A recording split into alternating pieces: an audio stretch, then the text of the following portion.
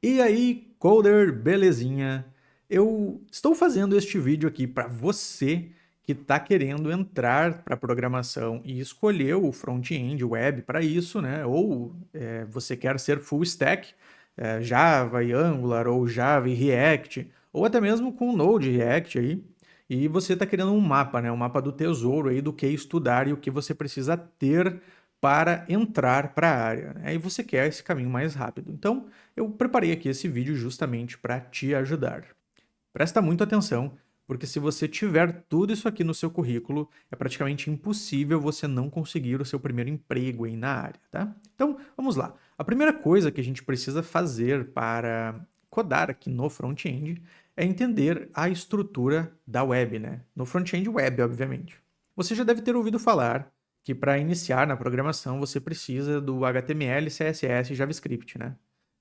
Gostaria muito que isso fosse a maior verdade do mundo. É claro que se você está começando na área de front-end web, é obrigatório você saber HTML, CSS e JavaScript. Mas para entrar na programação, você pode começar pelo back-end, por exemplo. Então você pode aprender Java primeiro, conseguir inclusive um emprego como Java e depois vir para o front-end como um full stack, né? Então vamos lá. Primeira coisa que a gente precisa saber aqui da estrutura web é esse carinha aqui, ó, o que é um navegador.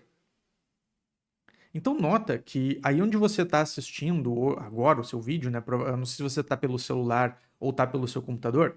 Se você estiver no seu computador, você acessou um navegador, você abriu o Google e aí digitou lá, né, o que você queria, por exemplo, o YouTube, e aí você digitou lá o vídeo que você queria, o assunto, e aí acabou caindo nesse vídeo aqui, ou você estava passando ali, né, no seu celular e tal, e você clicou para assistir.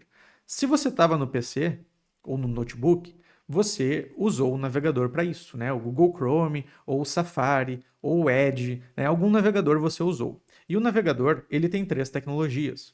Ele tem o HTML, ele tem o CSS e ele tem o JavaScript. Deixa eu puxar para cá. E ele tem também o JavaScript, tá? Mas vamos lá. O que a gente precisa saber primeiro? A gente precisa saber o HTML. Onde é que a gente consegue mais informações sobre o HTML? No MDN, tá? Que são documentações aqui do HTML em si. E aí, nós temos aqui, né, algumas tags, que são as principais. Então, a gente tem que saber o que faz a tag HTML, a head, body, div, o que é um P, né, o parágrafo, o que é o A, que é o link, entre outras tags que a gente vai ter na documentação aqui. E aí, depois que a gente aprendeu as principais tags, né, fez ali uma página mais ou menos, nós temos que aprender a estruturar listas. Então, a UL, OL, LI. Nós temos que saber lidar com tabelas também, que é o table, TR, entre outras coisas aqui da tabela. A parte de formulários, né, com o form. E aí, por fim, isso aqui já é um conteúdo um pouco mais avançado de HTML, que é o HTML semântico. Então, são boas práticas de acessibilidade e também para SEO, né, que é o Search Optimization Engine, o Engine, que vai ser basicamente para um site ficar bem ranqueado no Google e tudo mais, né? Então, para isso é utilizado o HTML semântico. E aí são tags como header, footer, article. E aí tem aqui uma coisa que é muito interessante você saber. Hoje em dia, ele é mais utilizado em projetos legados, mas olha, eu não duvidaria que estivessem criando projetos novos também com ele, que é o Bootstrap. O Bootstrap vai nos ajudar muito no HTML aí e no CSS também, porque ele faz alguns componentes pré-prontos e a gente consegue utilizar ele com muita facilidade, né? Ele deixa mais rápido o nosso trabalho ali no dia a dia. Então, saber o Bootstrap provavelmente vai te ajudar aí a conseguir vagas, inclusive. Aí depois, né, a gente precisa ir para o CSS. Então, o CSS também tem a documentação nele no MDN Web Docs, mas na parte de CSS. E aí, o que você precisa saber, né, para iniciar aí na área? Você tem que saber o que são os seletores, né, do CSS, que é como você consegue pegar lá uma classe que está no HTML, como você consegue pegar um ID que está no HTML, entre outras, né, especificidades que existem. Então, saber isso vai te ajudar muito no CSS. Você tem que aprender sobre cores, sobre fontes, as principais unidades de medida, que são o pixel, porcentagem, EM, REM. Aí depois, trabalhar com posicionamento, flexbox e grid, tá? Se você já usou o Bootstrap, por exemplo, o Bootstrap ele resolve isso de uma forma, enquanto a gente pode usar com o CSS puro, flexbox, grid, para trabalhar ali com posicionamentos, né, de elementos dentro da nossa árvore DOM ali, que é a parte do HTML, né? E aí depois a parte de responsividade também. Então conseguir deixar a sua aplicação pronta para ser consumida tanto no celular quanto no tablet, quanto ali no PC mesmo, né? No seu Note ou no seu computador desktop. E aí para isso se usam as Media Queries. Então beleza, feito isso, a gente entende a estrutura do navegador, aprende o HTML e CSS, e aí a gente pode ir para a parte que envolve programação de fato, tá? Que é o JavaScript. O JavaScript, então, o que a gente vai precisar fazer para iniciar? Nós temos que entender o que são as variáveis, quais são os tipos de dados que existem, os operadores e as estruturas condicionais, né? Aí entra nossos if-else, o switch case, nós temos também os ternários aqui. E aí depois, né, a gente vai para as diferenças aqui. Para quem foi para o JavaScript, vai precisar entender as diferenças de uma var, de uma let e de uma const. Aí depois a gente já vai para funções, posteriormente arrays e objetos. Aí nós vamos para métodos mais novos, né, como map, filter, reduce. Depois nós vamos ter que aprender a manipular o DOM com o JavaScript. E o DOM é o Document Object Model, né? A gente vai utilizar muito aqui no JavaScript puro o Query Selector, o getElementById, que são métodos do JavaScript que a gente vai precisar fazer para manipular o DOM. Não vou listar todos aqui, mas todos eles são de manipulação do DOM. E aí, depois nós vamos aprender a trabalhar com eventos, então tem o onClick, ou, né, se a gente tiver lá no JavaScript mesmo, o próprio click, que aí vai ser o add event listener, que a gente vai utilizar como método. A gente tem também onChange, onLoad, né, vários outros eventos que a gente precisa aprender. E aí aqui, para quem quer avançar um pouco mais no JavaScript, nós vamos precisar, né, da programação assíncrona com fetch, com Axios e utilizar as nossas promises. Mas beleza, né? Feito isso, a gente já tem toda a base do JavaScript que a gente vai usar aqui, tanto no JavaScript puro quanto em frameworks aí mais avançados.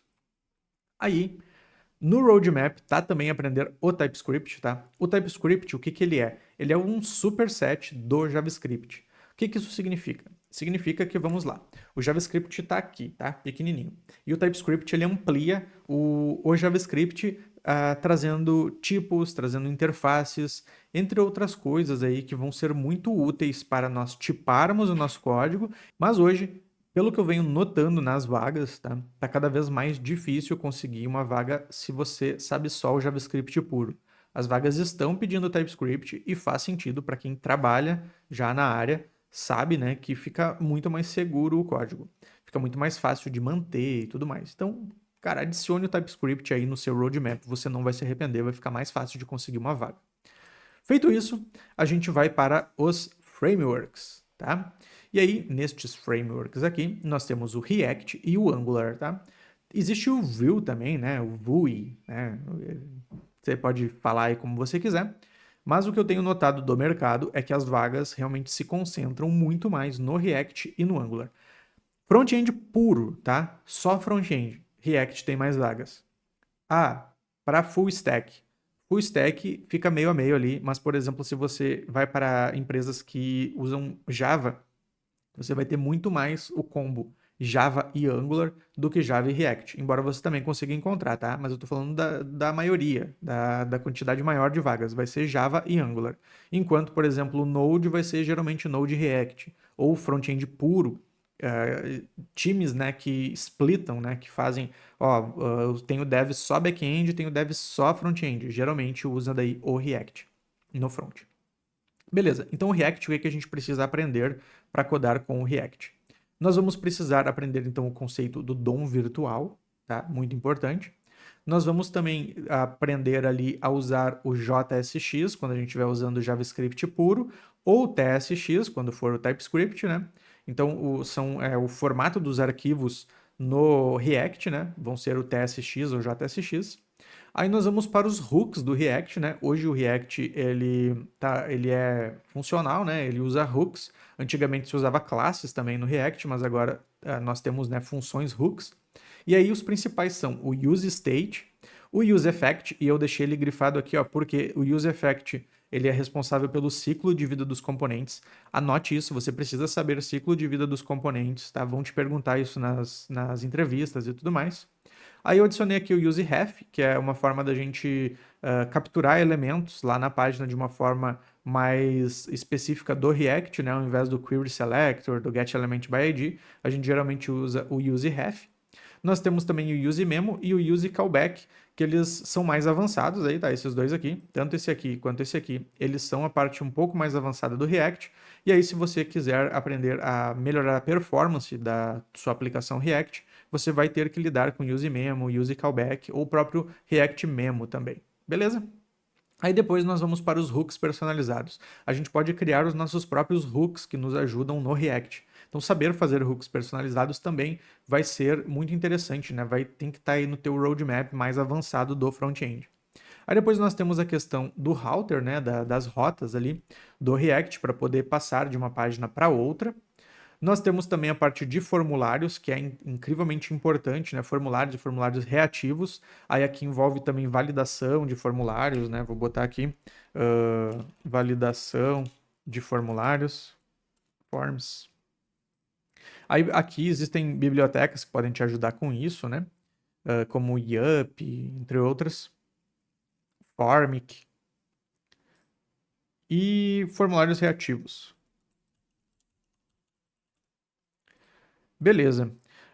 Aí nós temos aqui ROC, né, que são os High Order Components. Eles vão ser muito utilizados aí para a gente lidar com autenticação na aplicação. Eles são muito utilizados também para lidar com rotas autenticadas, não autenticadas, para componentes que vão utilizar alguma coisa de rota. Vai ter vários usos, tá? O ROC ele é um componente que encapsula um componente menor. Então, ele é um high order, né? Ele está numa ordem acima, vamos dizer assim. Aí depois a gente tem o Context, né? A Context API do React, que é para lidar com estados ali globais da aplicação. E o Redux, que o Redux ele não é propriamente do React, mas saber Redux vai te ajudar em muitas vagas, porque ainda se usa muito Redux, né? Com o React. E aí você também, o Redux, né, vai te ajudar inclusive com o Angular, que é o próximo aqui que a gente vai olhar. Então o Angular, nós temos aqui, vamos lá, vamos puxar aqui um pouquinho mais para baixo. Beleza. O Angular, nós vamos precisar, antes de mais nada, aprender o Angular CLI, né? É a linha de comando do Angular, que a gente vai digitar ali comandos que vão nos ajudar a criar componentes, a criar services, entre outras coisas do Angular, tá? Muito importante. Sem o Angular CLI, você não sabe a base do Angular. Então aqui, ó, avançando, né, para a base propriamente dita do Angular também, a gente tem, então, a parte dos componentes, a parte dos templates. Nós temos aqui que aprender a diferença dos módulos versus os standalone. Se eu não me engano, foi no Angular 17 que começou a ficar o standalone mais como padrão, né? Então, do 17 para frente, né? 18 e o 19, que é a versão atual quando eu estou gravando agora. Por exemplo, no 19, o standalone já é o que vem, tá? Quando você cria um novo componente, ele já vem standalone, mas tem que saber a diferença dos dois, principalmente para dar manutenção em código legado. Aí nós temos também a parte dos serviços e a injeção de dependências no Angular. Beleza, feito isso a gente sabe a base, né? E aí a gente avançando, a gente vai para a parte das diretivas. As diretivas a gente tem as estruturais e as de atributo.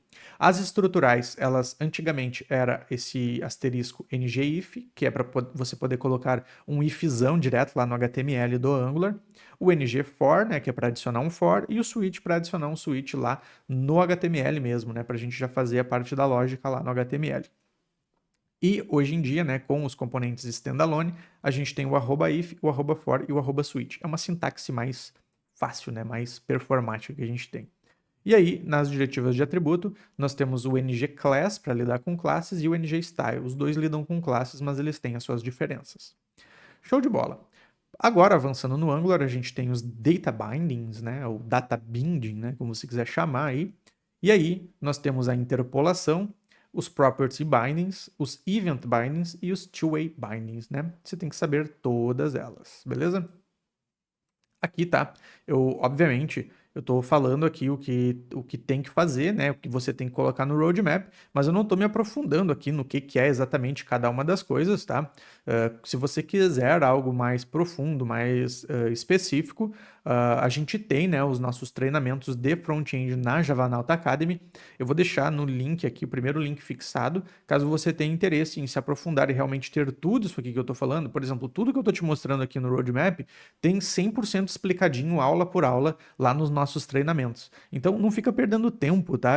Querer aprender tudo sozinho e tal. O maior e melhor investimento que você pode fazer na sua carreira é literalmente pegar alguma coisa que está totalmente pronta para você, extremamente didática, explicada detalhe por detalhe, e entrar lá e literalmente poupar um ano aí da sua vida que você iria perder tentando estudar tudo por conta, sem saber se você estava fazendo a coisa certa ou não. E lá a gente entrega tudo mastigadinho para você literalmente saber exatamente tudo o que você precisa para ir, né, desde o absoluto zero até o seu primeiro emprego aí na programação. Tá? Então, se você ficou, né, não faz ideia do que está sendo feito aqui, obviamente não vai ser em um vídeo de YouTube que eu vou conseguir te explicar, né? Mas isso aqui você tem que saber fazer para codar com o Angular, beleza?